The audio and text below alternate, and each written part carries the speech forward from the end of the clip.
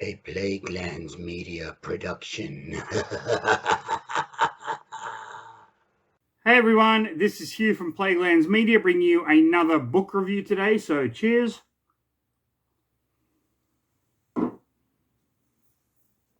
Today I am looking at the very first novel kind of released for the Forgotten Realms Dungeons and Dragons universe by TSR back in the day, and that is Darkwalker on Moonshae. Now, this cover is kind of lackluster. The original cover was much, much better, which showed the Dark Riders attacking some elvish knights. But you know what?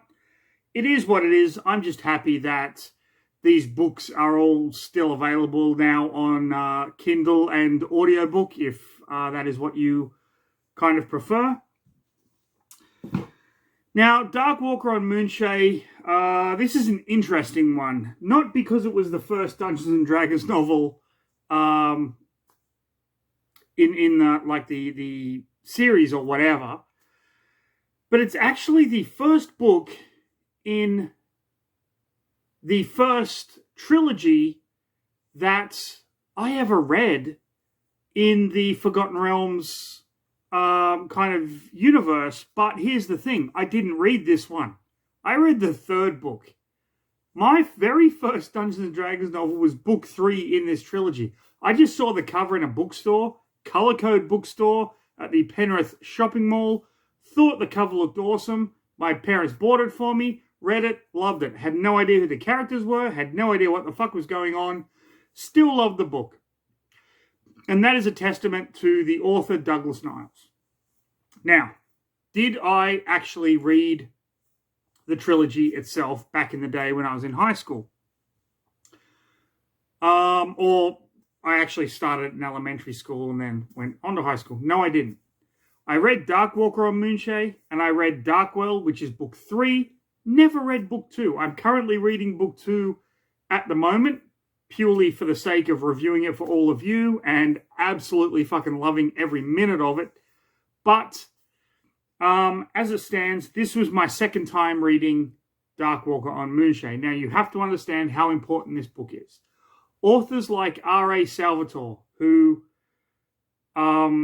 Wizards of the Coast are now pretty much hinging everything on, because he's pretty much the sole author of the Dungeons and Dragons novels, thanks to Drizzt Do'Urden and whatnot.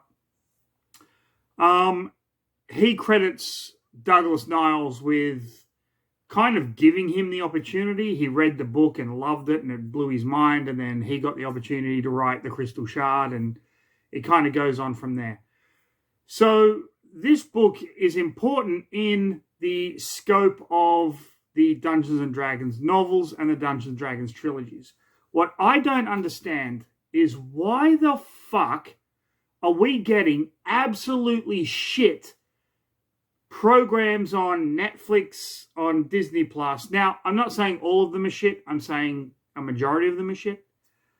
When if you take the old Dungeons and Dragons trilogies, the Moonshae trilogy, the trilogies with Drizzt Do'Urden, the Dragonlance Chronicles, why aren't we getting just, all you need is a 3-season run. First season is book 1, second season is book 2, third season is book 3. It's that fucking simple. Why is somebody not fucking doing this? Why are Wizards of the Coast not pushing this? I mean, we've got, how many seasons of Game of Thrones did we have? We've got the Rings of Power, we've got The Witcher. You can make fantastic fantasy shows. It's not that fucking difficult. People love them. Just go and fucking do it. Now, before I get into the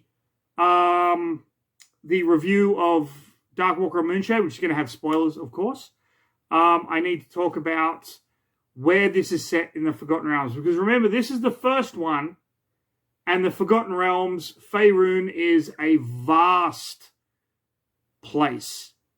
So I'm just going to kind of cut away for a second, show you a map, and then kind of explain where all this is taking place.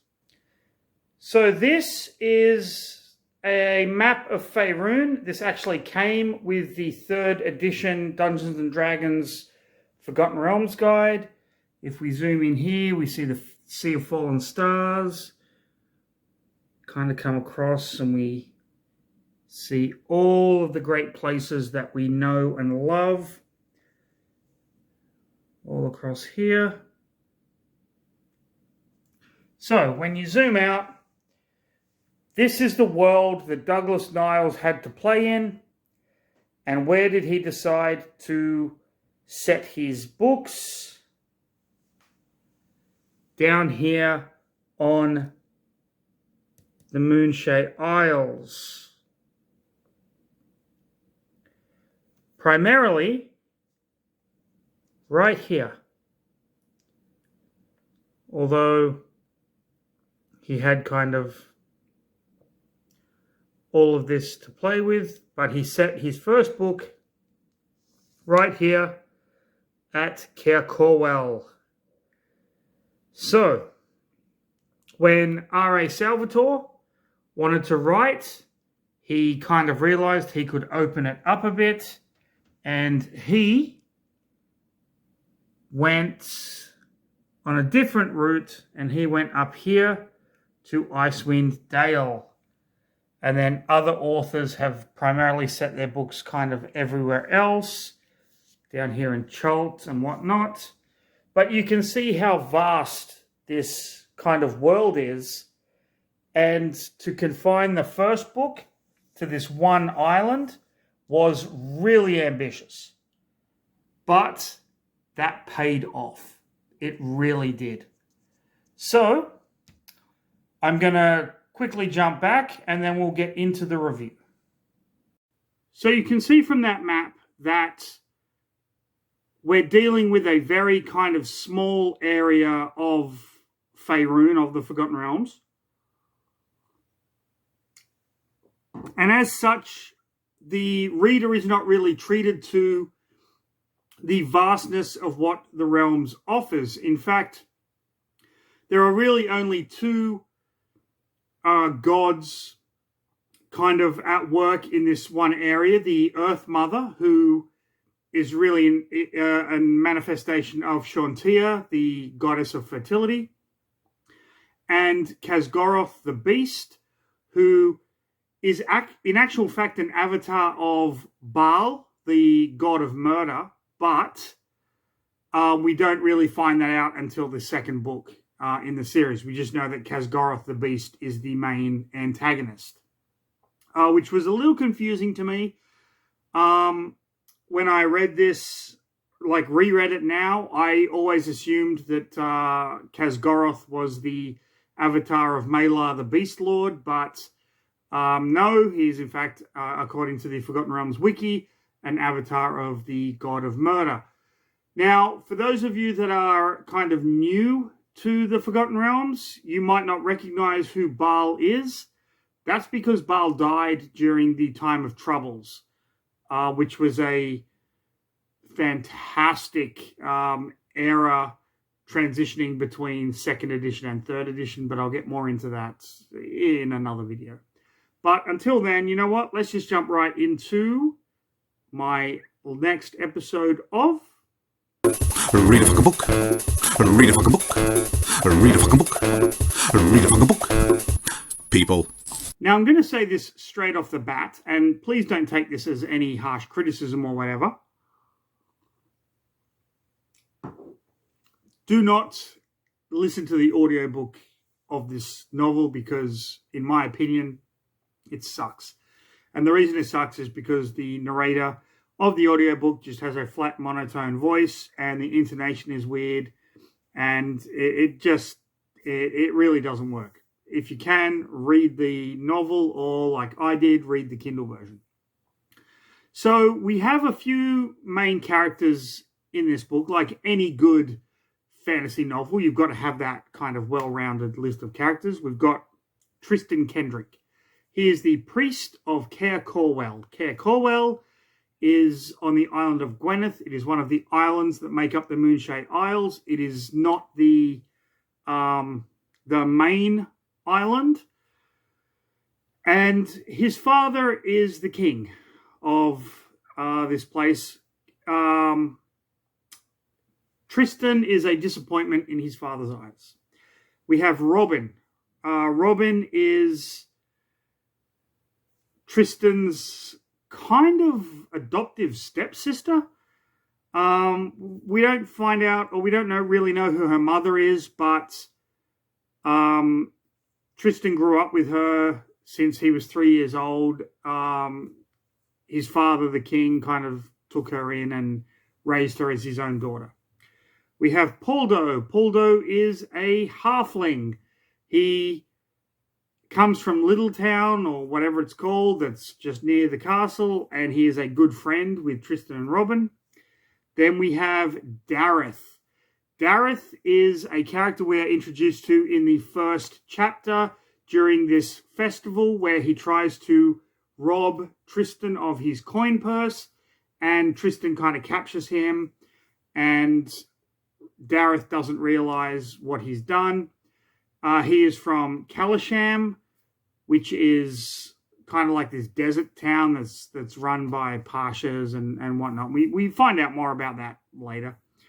But so we basically have Tristan, who I would say is a fighter. We have Robin, who is, as we later find out, a druid. We have Poldo, who is, I guess, another fighter. And then Dareth, who is a ranger / thief, if you want to use Dungeons & Dragons terminology, which we always did back in the day when we read these books as kids and talked about them with our friends. It was like, oh, the fighter, the ranger, whatever.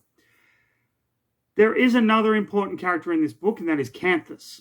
Canthus is a moorhound that Poldo has found and sells to Tristan at the beginning of the book. Tristan loves his hunting hounds, and Canthus, although he is just a dog, is an integral part of this story, and is actually a really fucking cool character. And I love this dog to death, even though it's just fictional. I would buy this dog. I would train this dog. I would get this dog. He is fucking awesome. Now, the Moonshae Isles, as I said in my introduction, there is the Earth Mother, who is a representation of Shantia, and there is Khazgoroth. Now, the Earth Mother kind of works through these things called moonwells, and they kind of bring up her power to let the folk of the Moonshae Isles remain prosperous. And Khazgoroth the Beast is trying to corrupt the moonwells to create like dark wells and whatnot. So the story starts with Tristan and saving Dareth, because technically he robbed the prince, so he should be put to death. But he's like, no, you can be my houndmaster. They become good friends. And as the story progresses, we kind of see that Khazgoroth has taken over corrupted people. He corrupts the captain of the King's Guard. He corrupts a druid called Trehorn. And ultimately he corrupts the King of the Northmen. If you kind of picture them as Vikings, then you've got this medieval England Viking kind of conflict happening, if that's an easy way to look at things. And so the Northmen, under the direction of Khazgoroth, decide to rally everyone together and go to war with the folk on Gwyneth, which ultimately means they are going to raze Caer Corwell to the ground. Tristan and his friends go on a hunt. During the hunt, Tristan's advisor, I guess you could say, he's kind of like teacher, is killed, tragically killed.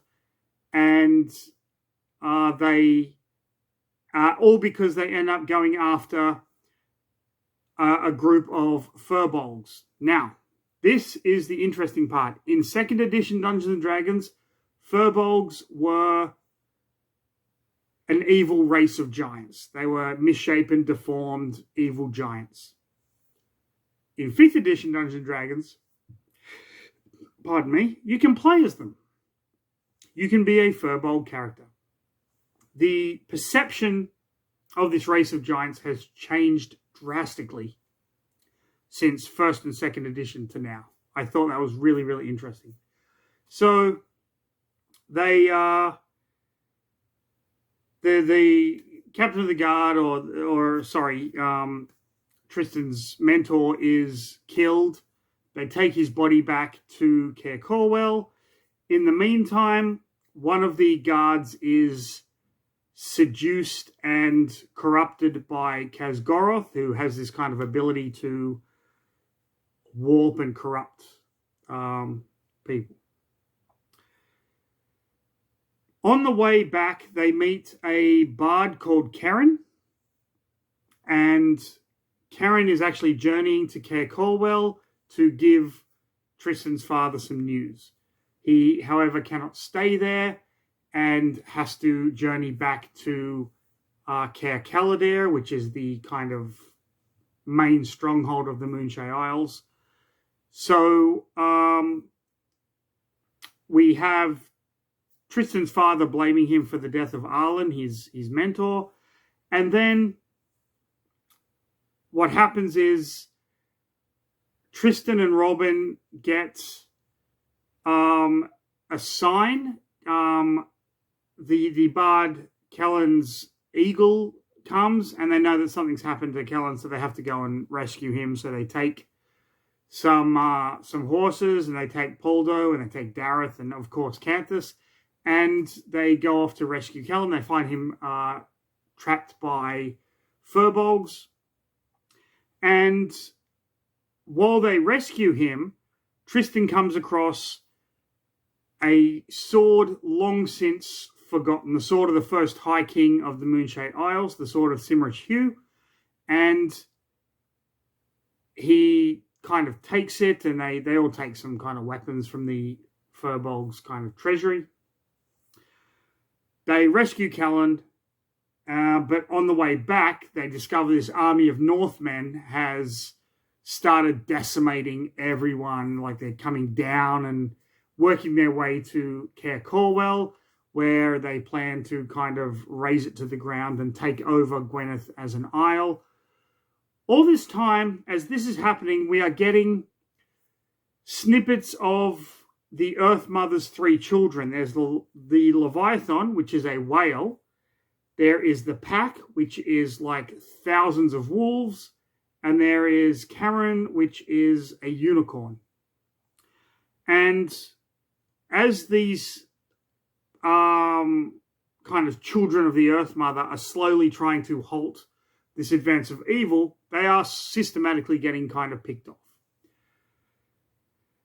So the companions meet a fairy dragon called Newt, and Newt kind of tags along with them and helps them on their way. But at the same time, the Northmen are coming down, the refugees are trying to flee, and they have to stop with this small group of people, along with a band of dwarves and some elves. They have to stop this advance of like thousands of Viking warriors coming down to attack the castle. So they formulate a plan. Tristan takes leadership for the first time in his fucking life with his sword. But now we find that there are actually three villains in this scenario. There is Khazgoroth, who is in the guise of the leader of the Northmen now. There are the Northmen, of course. But there is also Larrick, who is the leader of the Blood Riders. And they have been corrupted by Khazgoroth, and they are now like these undead cavalrymen with limitless power that can just kind of mow through people, and they get energy from killing people, which is just this really cool fucking idea. I absolutely fucking love it. So they have them to contend with. So ultimately they manage to get the refugees back to town, but the army's advancing. The Earth Mother's children are getting corrupted. Canthus gets taken out in one of the battles, but is resurrected by a druid, the great druid, who puts a silver torque around the Moorhound's throat, which helps the Moorhound in his battle with the leader of the pack, who is a corrupted werewolf. And it ultimately all culminates in this huge fucking battle where the Canthus, leading the pack of wolves, comes to the rescue. The Northmen take the town. Everyone is now trapped in the castle. The king, who was wounded in a previous battle, kind of rides out and acknowledges that his son did a good job and for the first time, and then kind of rides off to battle. The beast shows his true form, which makes the Northmen flee. The Furbolgs are routed in this amazing fight sequence in a gatehouse where the Druid, Poldo, Dareth, and Tristan basically just fight off an army of fucking giants. It's so cool. And in the ensuing fight, Robin discovers her true potential as the daughter of a great druid, and she basically wipes out the entirety of the Blood Riders, except for Larrick, who manages to capture her and take her into the forest. Khazgoroth flees the battle with Tristan, heads off into the forest. Everyone's been routed, so Tristan takes all of the companions and they go off after Khazgoroth to rescue Robin. And Khazgoroth is defeated and Robin is rescued. Larrick is eventually killed and everything is good. There is kind of like a little love thing, like Robin realizes she's in love with Tristan. Tristan realizes he's in love with Robin. And then, you know, everything is restored except the Druid Trehorn, who was corrupted by Khazgoroth at the beginning of the book. He is still alive because he fucked off long ago.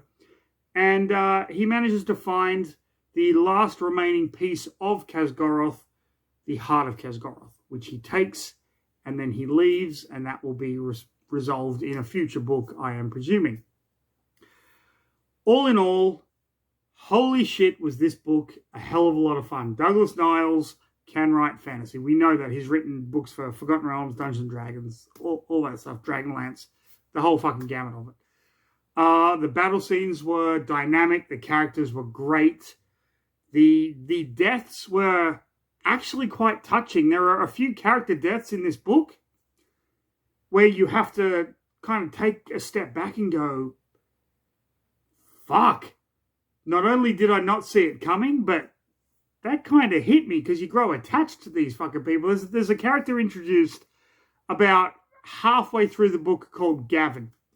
Gavin is a blacksmith who meets the companions. He's on his way back to his home to reunite with his wife and children. And when they get there, the town's been destroyed. His wife and children have been killed. And he goes into this funk. And then he comes out of it when the Northmen come and he's like, you know what? Fuck this. I'm taking it out on you. And he fucking does. He decimates everything he does. He's just got this giant smith's hammer and he just smacks the fucking crap out of people. Left, right, center. He is going at it. And then when he finally falls, it sucks. Like, it literally sucks. You want this guy to get through this shit. But he falls in battle, protecting Robin, no less. He's literally standing over her prone form, just swinging at fucking whatever's coming at her while she's trying to recover. It's amazing. It's written so fucking well that you just go, damn. Like, you got to put the book down and just go, hold on a second. That got me right in the fucking feels. I got to process this. You can't just keep reading through it. That's how well Douglas Niles wrote Darkwalker on Moonshae. This is a phenomenal first step. If you want to learn about the history of Dungeons and Dragons novels, start at the fucking beginning. Start at this one.